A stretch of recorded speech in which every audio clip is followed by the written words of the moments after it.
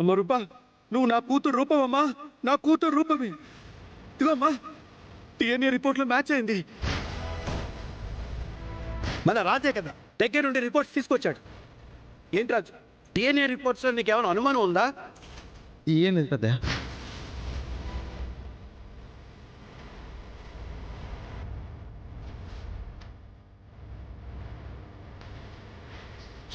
రాజు,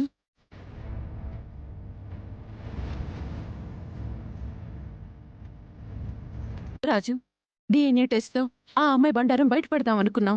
కానీ అదే DNA టెస్ట్తో తన స్థానాన్ని ఇంకా స్ట్రాంగ్ చేసుకుంది. రాజన్న, ఈ విషయంలో అత్తయ్య దీపక్ బాబుల ప్రమేయం ఉందేమో అనిపిస్తుంది. లేదు మందారం, DNA టెస్ట్ కోసం శాంపిల్స్ తీసుకెళ్ళినప్పటి నుంచి రిపోర్ట్స్ పెద్దయ్య గారి చేతిలో పెట్టే వరకు నేను అక్కడే ఉన్నాను.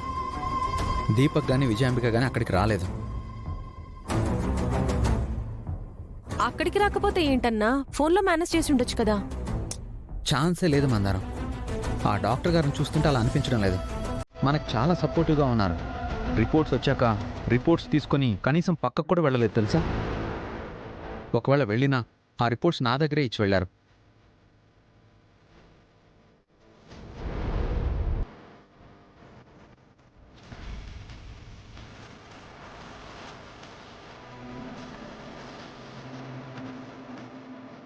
రూపా, ఇదంతా ఎలా జరిగిందో ఏం జరిగిందో నాకు తెలియదు, కానీ నీ ప్లేస్లో వేరే అమ్మాయిని భరించడం నా వల్ల కావటం లేదు. నువ్వు వెంటనే నా మాట విని మీ నాన్నకి నిజం చెప్పేయి. ఏంటమ్మా ఇంకా ఆలోచిస్తున్నావు? నిజం చెప్పేద్దామమ్మా. వద్దాం గారు, మనం ఏం చేసున్నా DNA టెస్ట్కి ముందే చేసుండాలి. ఇప్పుడు వెళ్ళి నిజం చెప్తే పెద్దయ్య గారు అస్సలు నమ్మరు. నమ్మకపోగా మీరే ఏదో డ్రామా ఆడుతున్నారా అని అనుకుంటారు. నమ్మేలాగా చెప్దాం రాజు. ఎవరో బయట అమ్మాయి వచ్చి తన రూపాన్ని నమ్మించగలిగినప్పుడు మీరు నమ్మించలేరా? ఇప్పుడు విషయం పెద్దయ్య గారిని నమ్మించడం కోసం కాదమ్మగారు.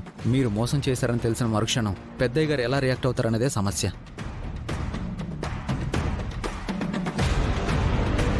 అవునమ్మాయి గారు, మోసం, నమ్మక ద్రోహం లాంటి పదాలంటేనే నచ్చని పెద్దయ్య గారిని మీరు మోసం చేశారంటే పెద్దయ్య తట్టుకోలేరు అమ్మాయి గారు.